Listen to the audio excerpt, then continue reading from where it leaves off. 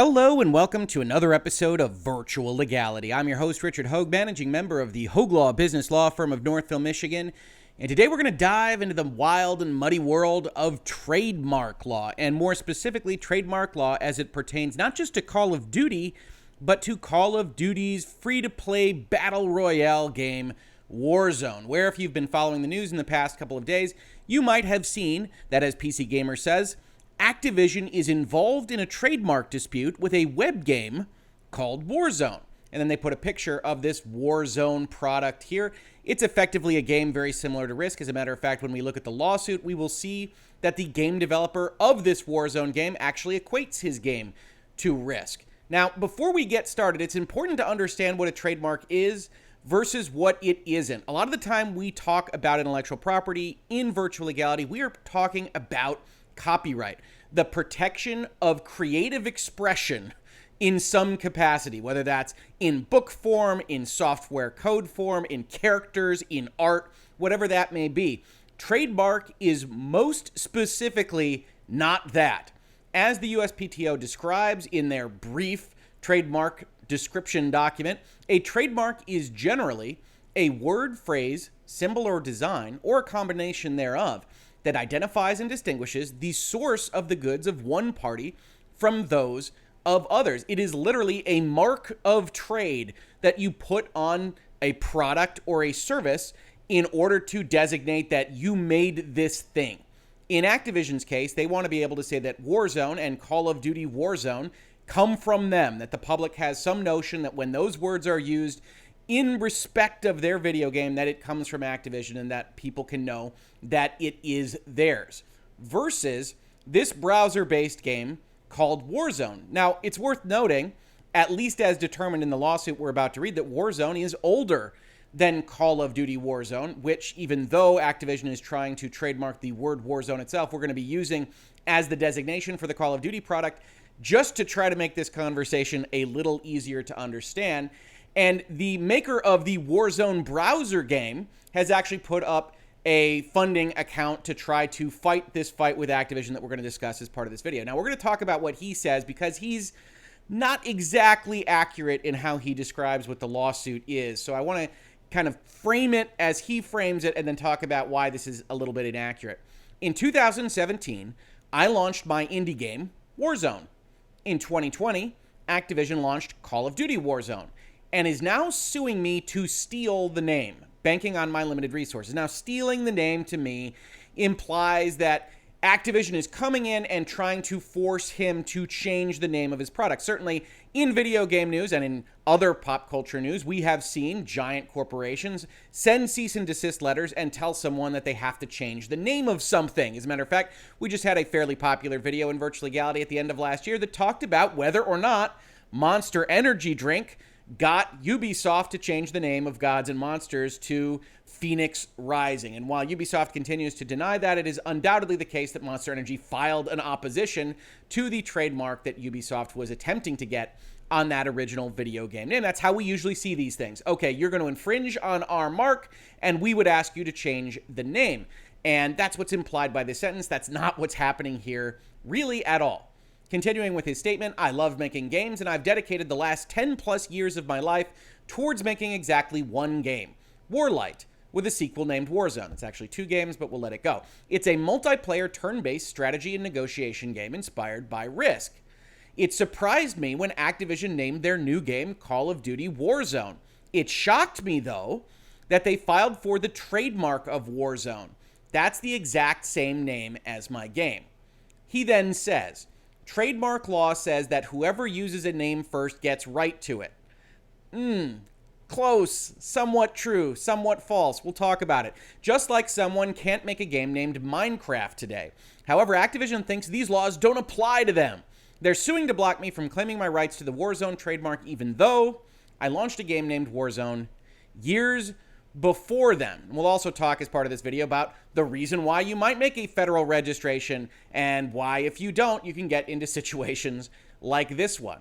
But let's take a look at the lawsuit, which is helpfully linked by the developer of the Warzone a browser game. This is a suit brought in the Central District of California by Activision against Warzone.com LLC, the browser game developer, that says, as its introduction, the following. This is an action for declaratory relief, seeking a declaration that Activision's use and registration of the word marks Warzone and Call of Duty Warzone do not infringe defendants' purported trademark rights in the title of its browser-based strategy game, Warzone. So the primary thrust of this is a defensive action, not Activision suing someone else for infringement. And we'll see in the history, as described in this lawsuit, why it is a defensive action. Activision is saying, court, please tell this guy that we aren't infringing on his intellectual property rights by having a Call of Duty Warzone game. That's what they're asking the court to do primarily. And we'll see that they're asking them to do more, some of which might be a bridge too far even for Activision. Continuing with the lawsuit, in 2020, Activision released a free-to-play multiplayer game titled Call of Duty Warzone, one I think most of us are probably familiar with. We saw that the developer of the browser game says he launched that game in 2017. You might look at that and say, well, 2017 is earlier than 2020. He has a legitimate game that he was out there advertising, selling, whatever it is he's doing with that browser game. In 2017, maybe he should have the rights to the name. Unfortunately, the law, like so many other topics in virtual legality, not quite so streamlined. Paragraph 3, Activision's Call of Duty Warzone could not be more different from defendant's game. A low-budget, niche virtual board game like Hasbro's Risk, where players take turns moving numbers representing quote-unquote armies across a map of the world. The lawyer writing this clearly had all of this sarcasm already in their mind when they wrote this language. Indeed, it is inconceivable that any member of the public could confuse the two products or believe that they are affiliated with or related to each other. Activision would never make such a game. Nevertheless, defendant has claimed that Activision's Call of Duty Warzone infringes defendant's alleged trademark rights in the word Warzone. Defendant specifically has threatened to seek an injunction preventing Activision from using the word Warzone, massive damages for the alleged injury to defendant's alleged brand, quote-unquote on the brand, for a product that actually isn't disputed as being offered in the market in 2017. Activision has got its feistiness on in this paragraph, and an order from the U.S. Patent and Trademark Office preventing Activision from registering a trademark in the title of Activision's popular game. It isn't anything like ours. Judge, have you even seen what their game looks like? It looks like this. Does that look like Warzone? No, Warzone looks like this. Or more specifically, it looks like shooting people. But Judge, you should look at these two games and realize that there is no likelihood of confusion. Now, why is that important? Because that's the most important aspect of a trademark dispute in the first instance. Activision will ultimately point us to 15 USC 1125 for the court's declaration. And this particular law says any person who uses in commerce any word which is likely to cause confusion or to cause mistake or to deceive as to affiliation, connection, or association with another person as to origin, sponsorship, or approval, that trademark concept, if you do that, then you will be liable. It's important to note, however, that this law that they will lead us to is distinguished from the registration law for infringement. Any person who shall, without the consent of the registrant, use in commerce any reproduction, counterfeit, copy, or colorable imitation of a registered mark in connection with a sale which is likely to cause confusion shall be liable. And that's important because this law isn't talking about registered trademarks at the USPTO office. And as we'll see in this lawsuit, the Warzone.com browser-based game never registered their trademark federally. Now, that doesn't end the discussion as you might think it does, but it does mean that it puts you into a different aspect of the law that doesn't have kind of prima facie burdens of proof that are put on Activision that they aren't infringing and all these other things. Instead, it is strictly use of the term that is likely to cause confusion. So they hit the proper points here early in their lawsuit and says, this will not confuse anybody. They aren't the same. You wouldn't be confused by them. Defendants' threats of litigation and active efforts to block Activision's trademark registrations have caused an actual and live controversy as to the parties' respective rights to use or register trademarks that include the word Warzone. You have to tell the court that there's something that is real that they can decide on and that is worthy of a judgment, because the courts don't just go out and settle disputes if there isn't an actual fight, a controversy. Because Activision's use of the Warzone title is both protected by the First Amendment. They throw that in there twice, which is just amusing to me. It is, but they've had some success, as we talked about in Virtual Legality, with the First Amendment protections of things like using the Humvee in Call of Duty, and it's always interesting to see different parties use successes that they've had in law, in litigation, and just pop them into other litigations, just to buoy their argument a little bit.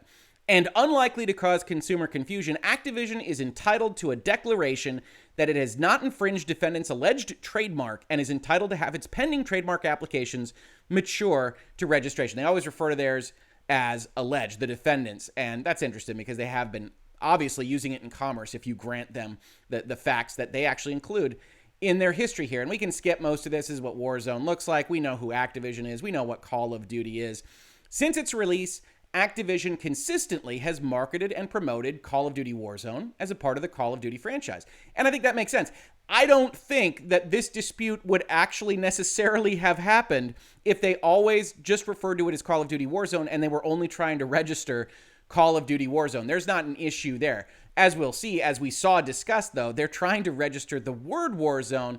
And I do think, even though this has some of the indicia of a kind of shakedown and an attempt to get some money from Activision, that reasonable minds could be concerned that the big giant multinational corporate behemoth is trying to register something in a class of products that I currently sell under that name, and they might come to me for a shakedown. So it's kind of half and half on either side of this.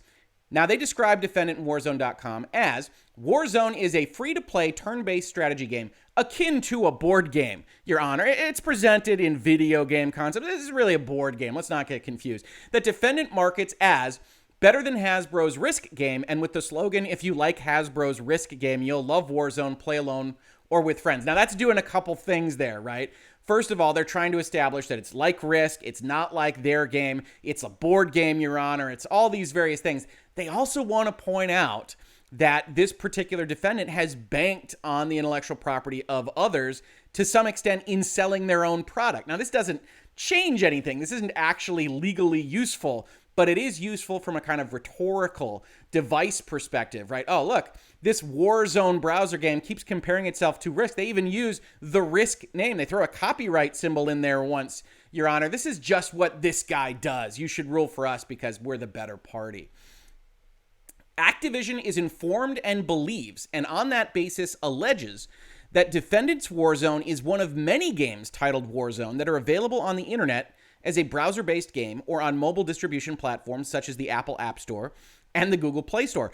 Other games with the same name include, for example, Warzone by Kia, Warzone by Arcade, Warzone by Zaid, Warzone by Y8, Warzones by Y8, Warzone Mercenaries by Y8, World War II Warzone by Y8, Warzone Online, MP by Y8, Crossfire Warzone, No Rule Warzone, Battle Royale Warzone, Idle Warzone, Warzone Clash of Generals, Warzone Getaway, Anomaly Warzone Earth, which is a little bit of a stretch, Warzone Emergency Landing. Yes, the word Warzone has been used very often. Now, what's amusing here, right, is, as we'll see at the end of this lawsuit, Activision is trying to register a trademark in the word Warzone in and of itself for the purpose of selling video games with the Warzone name. And you might also say to yourself, well, it's not just this guy that would have a potential claim, it's these other people.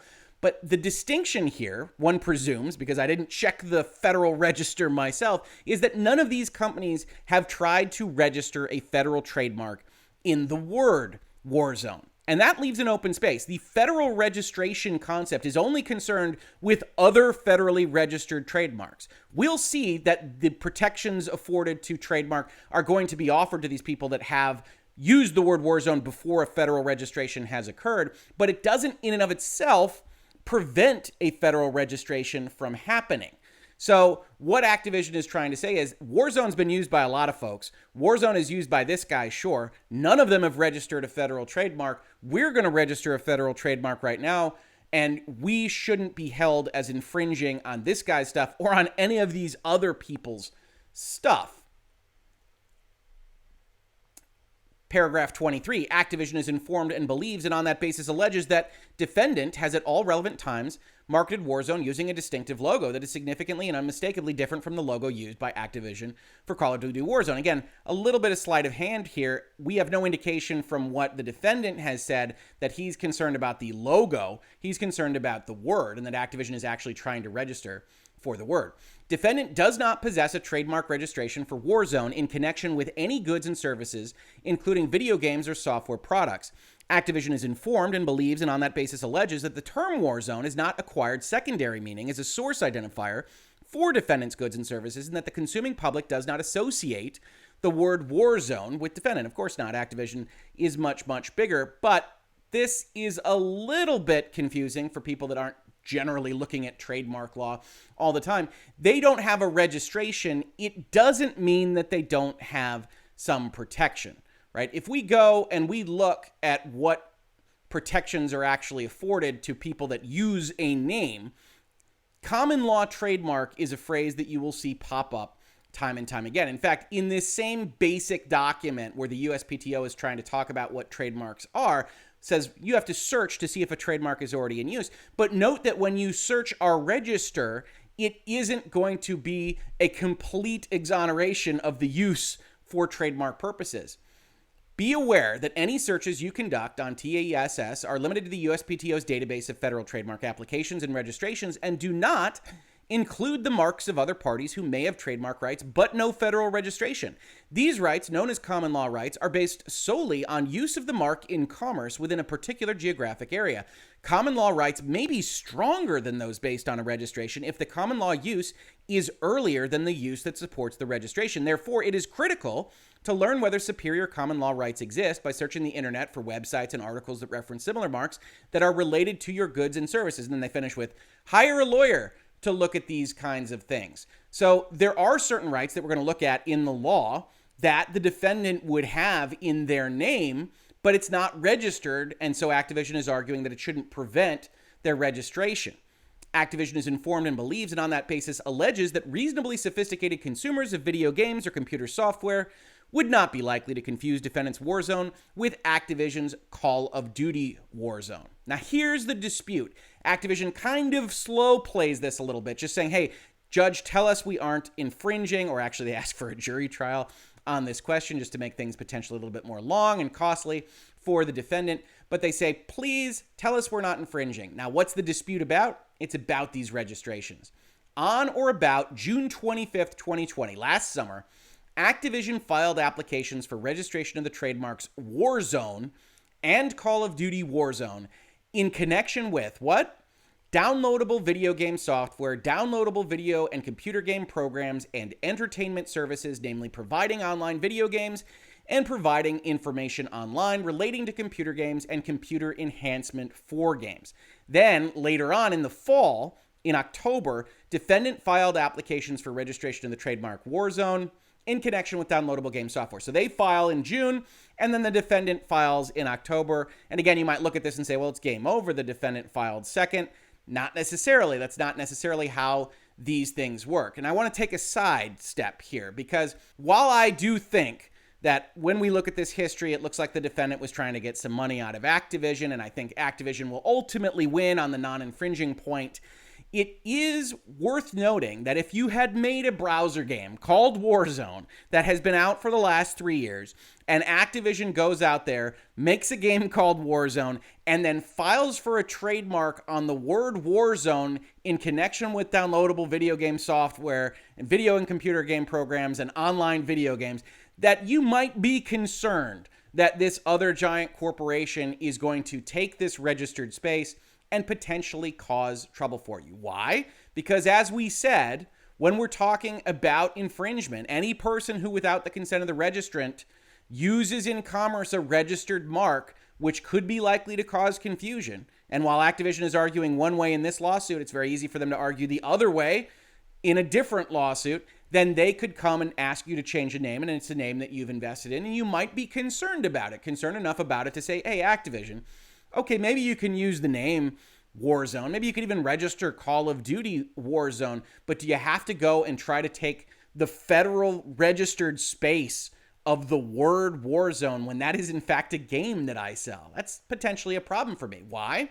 Because again, if we go to the USPTO, how do I know whether I'm infringing? It talks about this evidentiary basis that you get for a registration. To support a trademark infringement claim in court, now pretend that Activision is suing someone else, just another company that sells something called Warzone.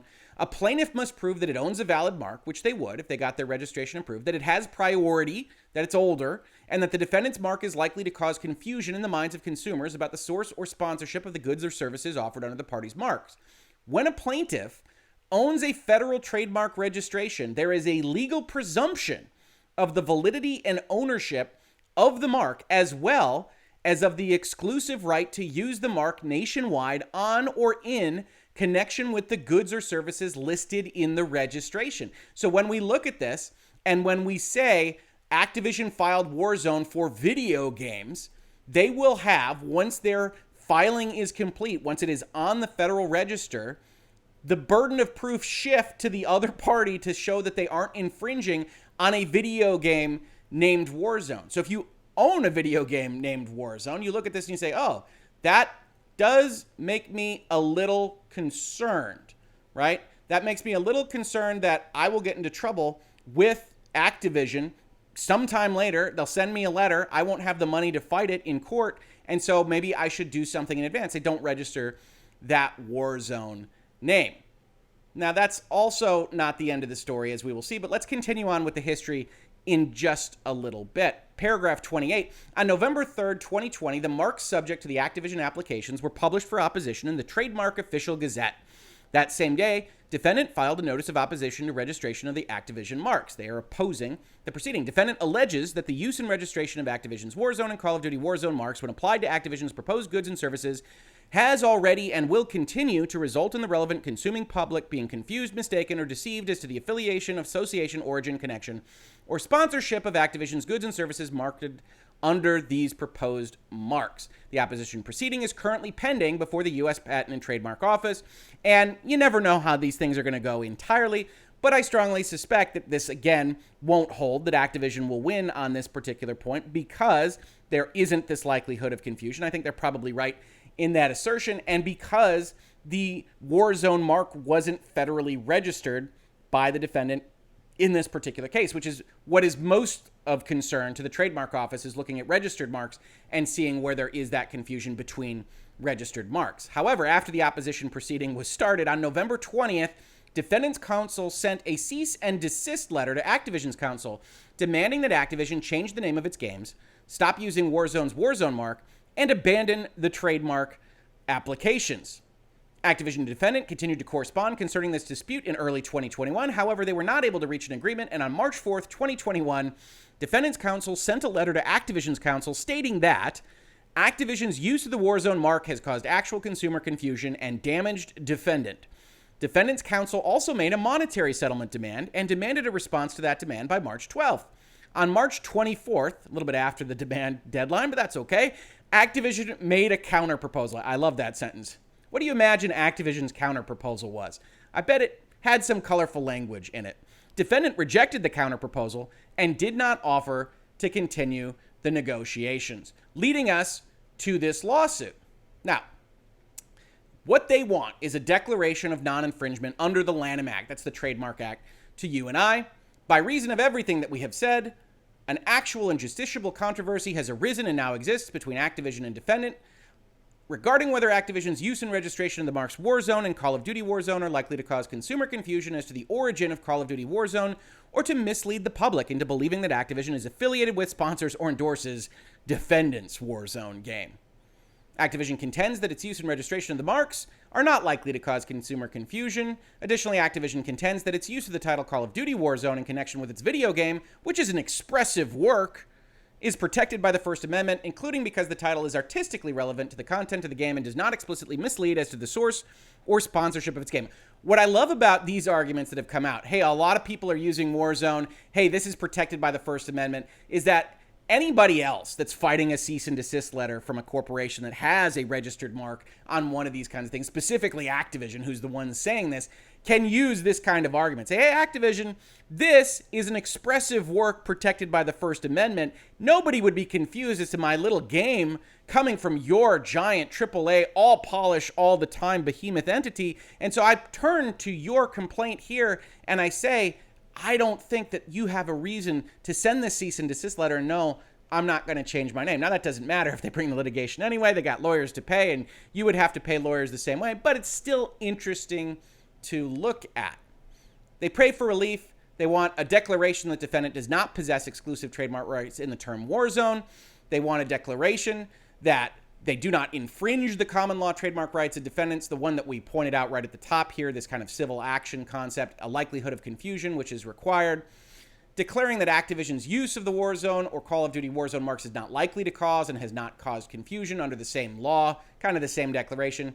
Declaring that Activision's pending applications for registration may proceed, and declaring that defendants' pending applications for registration of the mark Warzone should not proceed. Now that's interesting as well, right? Activision filed first, but the defendant has an earlier use case, and they are saying, court, even though there's no likelihood of confusion, that's what you asked for in the first 3 paragraphs, our filing should follow and their filing should not. Not saying they won't win. You never know with what a court will do, but it certainly could be the case that someone could ask them, okay, if there is no likelihood of confusion, if there's no possibility of infringement, if there's no problem under the Lanham Act or even maybe under state trademark acts, why shouldn't this be filed twice? And we'll take a look at that. That might be the end state of play for the defendant in this case, who may or may not have wanted to get money in the front door, but may also just want to get the Warzone name registered on their own behalf, as well as you saw that they filed in their own case. That's the lawsuit.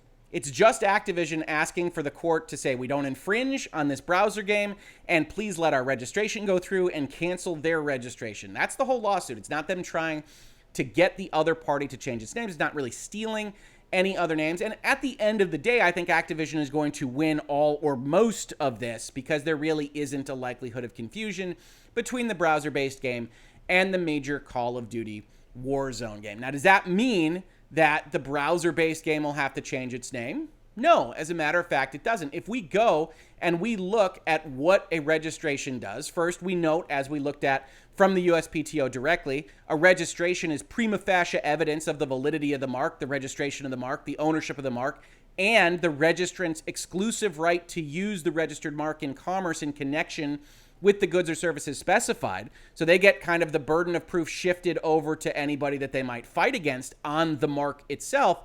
But this prima facie kind of setup doesn't preclude another person from providing a defense, including defenses like the following. And this will be the most pertinent to what we're talking about.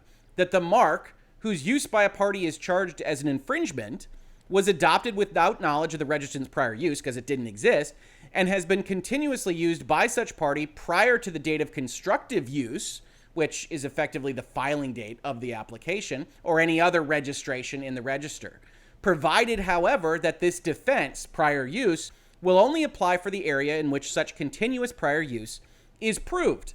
So when we look at Warzone, or when we look at this long list of Warzone games that Activision found in trolling the App Store or wherever else they found this list, all of these people are going to be fine, provided they were using this name in commerce before Activision first filed for the registration of the federal mark. Effectively, everybody else is okay. They're in a safe zone, a safe harbor, until Activision files. Then the next game, you want to make Warzone 2, then you've got a problem because Activision has protection under the Federal Register. And that protection extends, as we just talked about, all the way to anywhere the continuous prior use is proved. It's determined to be a geography, but it becomes an open question when we start talking about internet-based browser games. What geography would a court potentially put on this? I don't know. I can't speak to that. You might have audience experts. You might have other things that would come up in a case like this one. And I don't know if this has actually been discussed in the terms of video games in the law. If someone knows of a case that talks about this, please leave it in the comments to this video. I'll check it out. But ultimately, if you were using it before the federal registration doesn't keep you from using it. It keeps you from expanding it in certain ways. And in fact, a famous case talked about Burger Kings that were trying to expand into Illinois, even though there was an existing Burger King in one of those cities. Under 15 U.S.C. 1115b, which is what we were just looking at, the federal certificate of registration is conclusive evidence of plaintiff's exclusive right to use the mark. This section, however, also provides a defense to an exclusive right to use a trademark. If a trademark was adopted without knowledge of the federal registrant's prior use, or if it didn't exist, and has been continuously used, then such use shall constitute a defense to infringement, provided that this defense applies only for the area in which such continuous prior use is proved. Since the defendants have established that they had adopted the Burger King mark without knowledge of plaintiff's prior use and had used it continuously from a date prior to plaintiff's federal registration, they are entitled to protection in the area which the use appropriated to them. The question in this particular case was, is that all of Illinois, or is it one Mattoon town in Illinois? And that will ultimately be the question if Activision were to ever bring a case against the Warzone browser game maker or anyone else. It also does raise the issue, however, of whether the name Warzone as a word is descriptive enough to be filed for trademark and to have a registration received in and of itself. You've got Activision kind of arguing against itself with all of these games that use Warzone.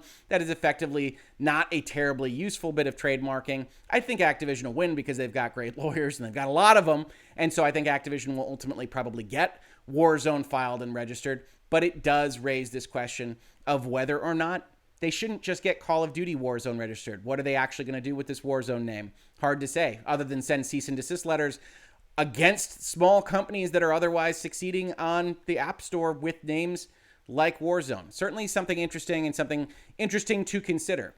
It is worth noting as well that the infringement concept doesn't rely solely on you being protected exclusively. You still have to show this cause of confusion, but it does shift that burden of proof, which is probably worth noting if you're going to make an App Store game, if Activision gets this registration and you wanted to call your game something like Warzone.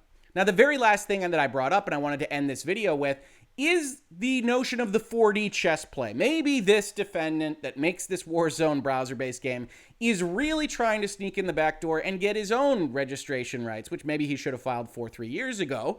Of course, then Call of Duty Warzone probably wouldn't be called Call of Duty Warzone because Activision does those searches before they make games. And he might be looking to get protection of his own. 15 U.S.C. 1052 says trademarks registrable on principal register and concurrent registration.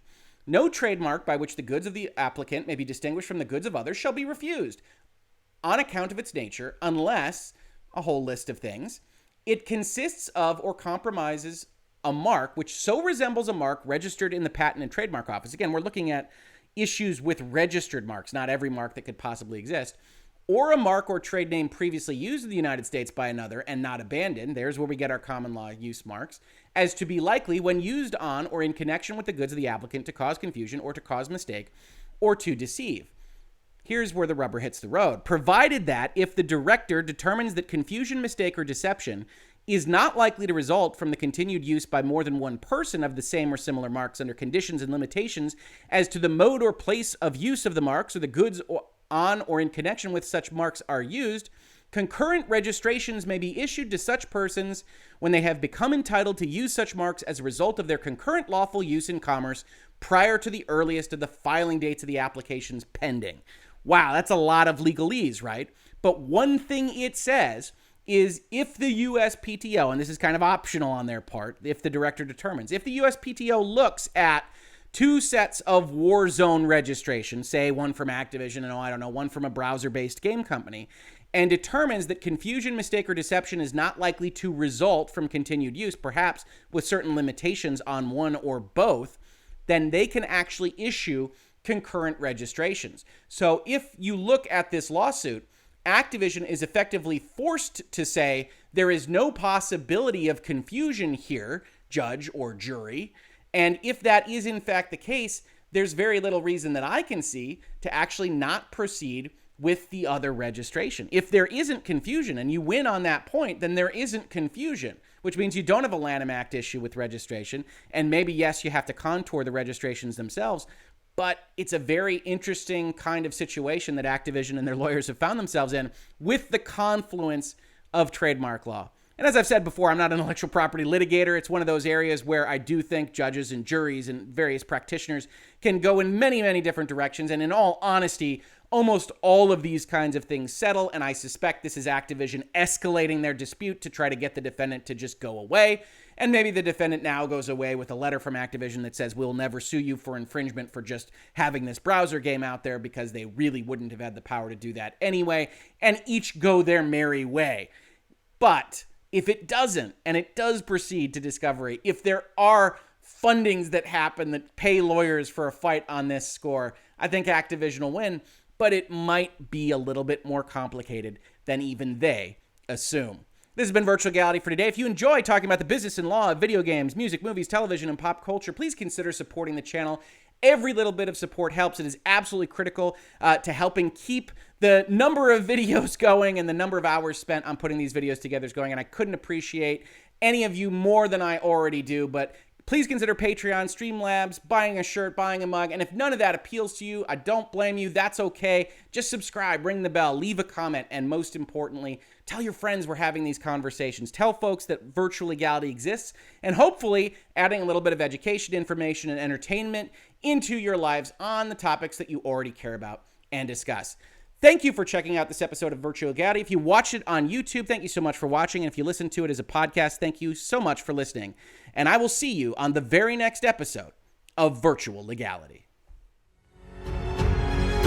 Virtual Legality is a YouTube video series with audio podcast versions presented as commentary and for education and entertainment purposes only. It does not constitute legal advice and does not create an attorney-client relationship.